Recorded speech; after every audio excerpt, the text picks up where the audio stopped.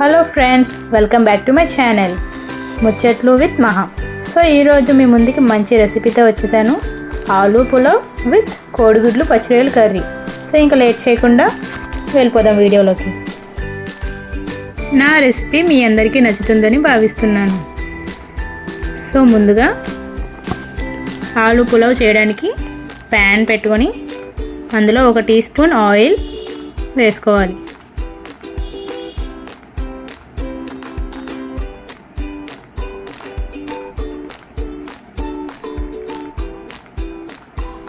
అలాగే 1 table spoon నెయ్యి కూడా వేసుకోవాలి.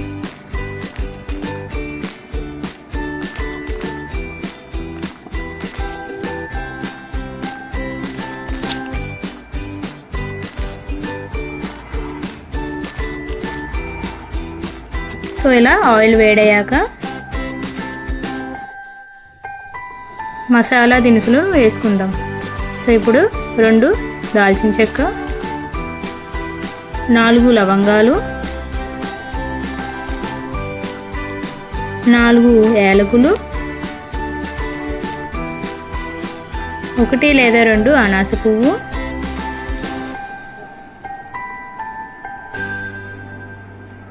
మరాఠీ మొగ్గ 1, జాపత్రి 1, 2 బిర్యానీ ఆకులు వేసుకొని కలుపుకోవాలి.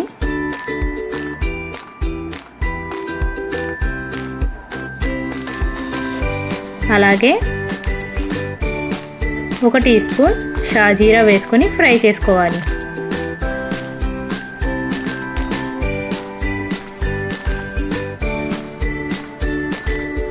మసాలా దినుసులు వేగిన తర్వాత అందులో సన్నగా తరిగి ఉంచుకున్న 1 ఉల్లిపాయ, 2 పచ్చిమిర్చి వేసుకొని ఫ్రై చేసుకోవాలి.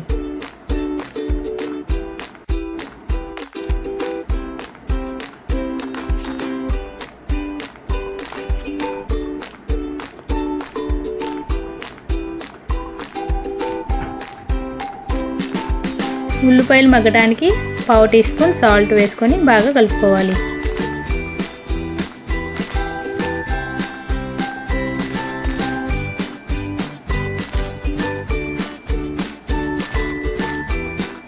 ఇలా ఉల్లిపాయలు వేగిన తర్వాత అందులో 1 టీ స్పూన్ అల్లం వెల్లుల్లి పేస్ట్ వేసుకొని ఫ్రై చేసుకోవాలి.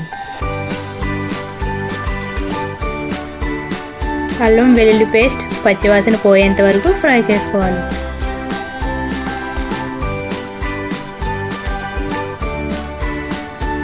ఇప్పుడు అల్లం వెల్లుల్లి పేస్ట్ కూడా వేగిన తర్వాత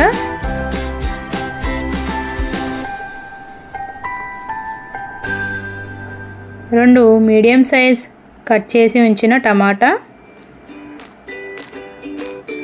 1 టీ స్పూన్ కారం, 1 టీ స్పూన్ గరం మసాలా వేసుకొని బాగా కలుపుకోవాలి.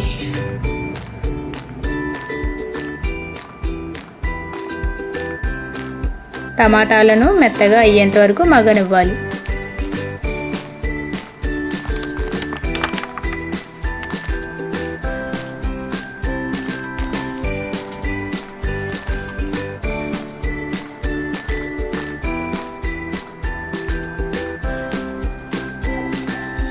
టమాటా ఇలా మెత్తగా ఉడికిన తర్వాత అందులో 2 మీడియం సైజ్ బంగాళదుంపలను పైన పొట్టు తీసి కొంచెం పెద్ద ముక్కలుగా కట్ చేసుకొని వేసుకోవాలి.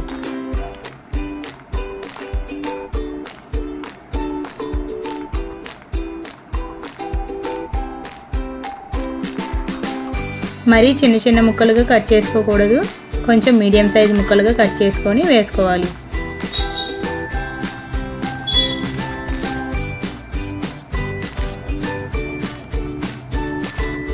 ఇప్పుడు కొత్తిమీర, పుదీనా, అలాగే కరివేపాకు తగినంత వేసుకొని కలుపుకోవాలి.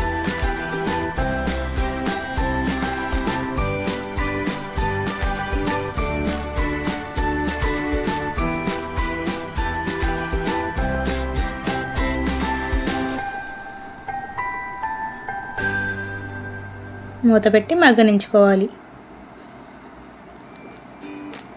సో ఇలా బాగా కలుపుకున్నాక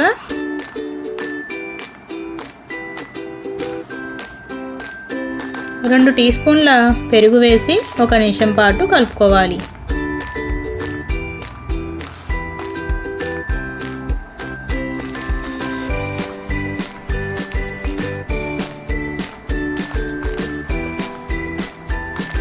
ఇలా కలుపుకున్నాక మూత పెట్టి లో ఫ్లేమ్లో ముక్కలన్నిటినీ ఉడకనివ్వాలి. ఆలు కొద్దిగా మగ్గిన తర్వాత మూత తీసి ఒకసారి కలుపుకోవాలి.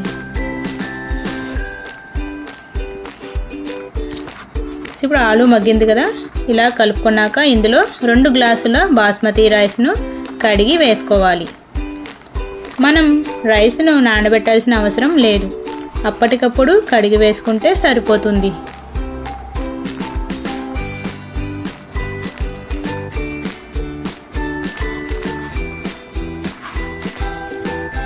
ఆలు పులావ్ అలాగే కోడిగుడ్లు పచ్చిరొయ్యల కాంబినేషన్ చాలా సూపర్గా ఉంటుంది.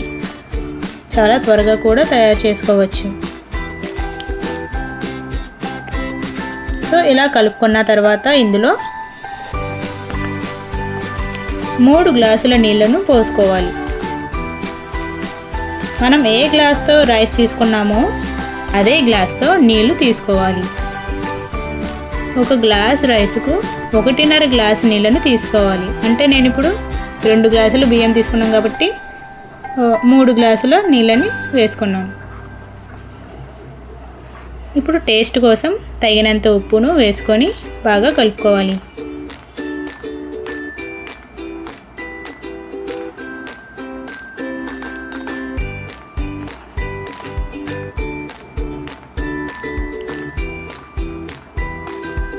ఇలా కలుపుకున్న తర్వాత హై ఫ్లేమ్లో రైస్ను ఉడకనివ్వాలి. 10 నిమిషాల పాటు ఉడకనించుకోవాలి.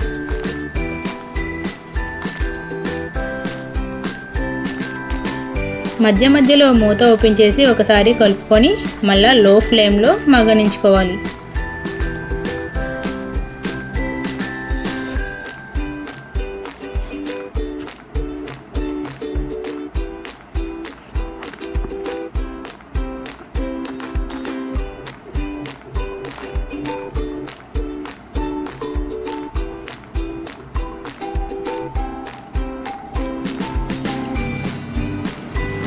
సో రైస్ మగ్గిన తర్వాత మనకి ఇలాగా పొడి పొడిలాడుతూ వస్తుందన్నమాట.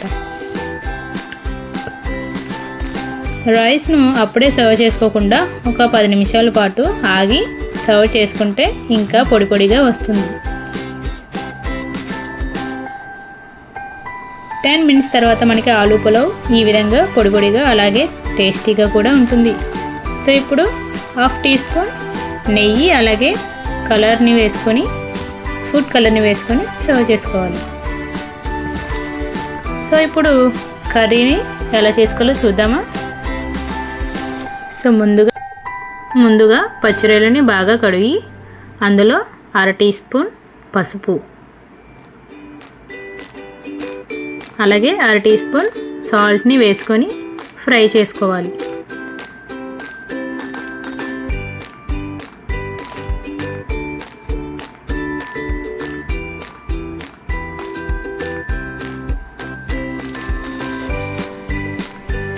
ఇలా ఫ్రై చేసుకోవడం వల్ల మనకి పచ్చివాసన అనేది పోతుందన్నమాట.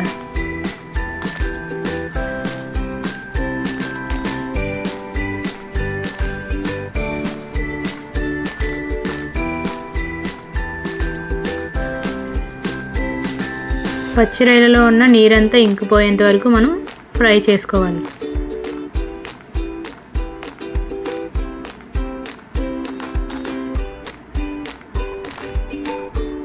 సో ఇప్పుడు కడాయి పెట్టుకొని 3-4 టేబుల్ స్పూన్ల ఆయిల్ వేసుకోవాలి.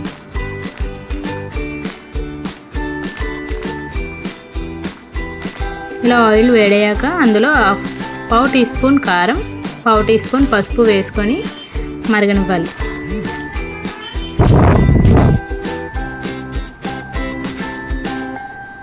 ఇలా మరిగిన తర్వాత ఇందులో కోడిగుడ్లను వేసుకొని బాగా ఫ్రై చేసుకోవాలి. ఇలా ఫ్రై చేసుకోవడం వల్ల మనకి కోడిగుడ్డు అనేది క్రిస్పీగా ఉంటుందన్నమాట.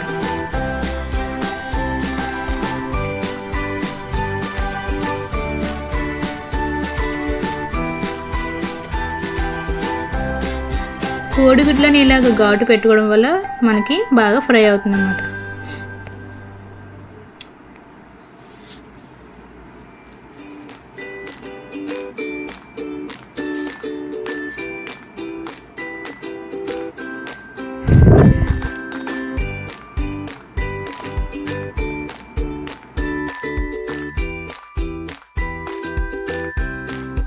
ఇలా బాగా ఫ్రై అయిన తర్వాత ఒక ప్లేట్లోకి తీసుకొని పక్కన పెట్టుకోవాలి.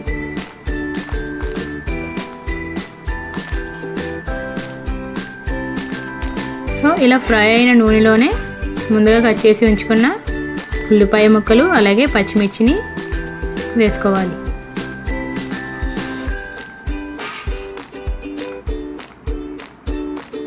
అలాగే కరివేపాకు కూడా వేసుకొని బాగా కలుపుకోవాలి.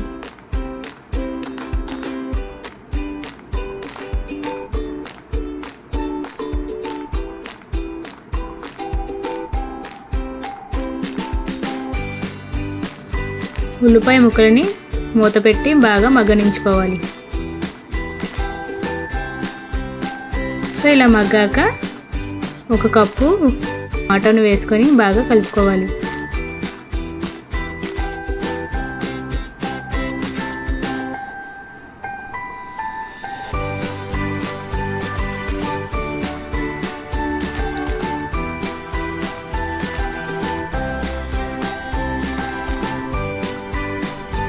ఇప్పుడు టమాటో కూడా మగ్గిన తర్వాత ఒక టీ స్పూన్ అల్లం వెల్లుల్లి పేస్ట్ వేసి బాగా కలుపుకొని ఫ్రై అవ్వనివ్వాలి.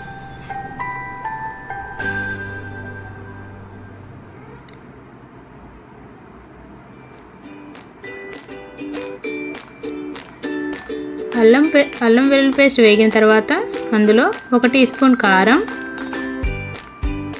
పావు టీ స్పూన్ పసుపు, అలాగే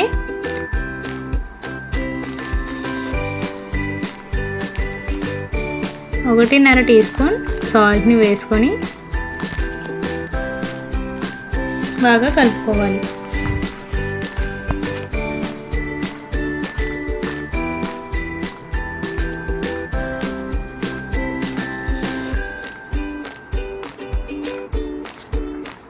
ఇలా అన్నీ మగ్గాక ఇందులో ముందుగా ఫ్రై చేసుకున్న పచ్చి రొయ్యలు అలాగే కోడిగుడ్లను వేసుకొని బాగా కలుపుకోవాలి.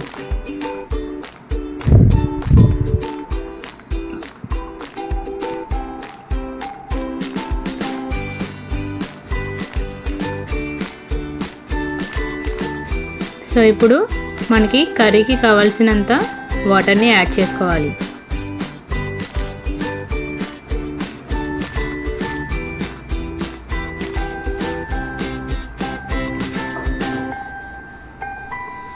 ఎప్పుడైనా పచ్చి రొయ్యలని ముందుగా పసుపులో వేసి ఫ్రై చేసుకోవడం వల్ల ఆ పచ్చి వాసన అనేది పోతుందన్నమాట.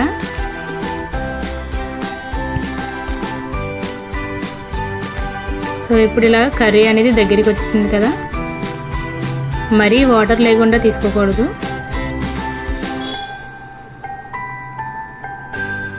ఇలా మగ్గనించుకోవాలి. ఇప్పుడు కొత్తిమీర వేసుకొని బాగా కలుపుకోవాలి.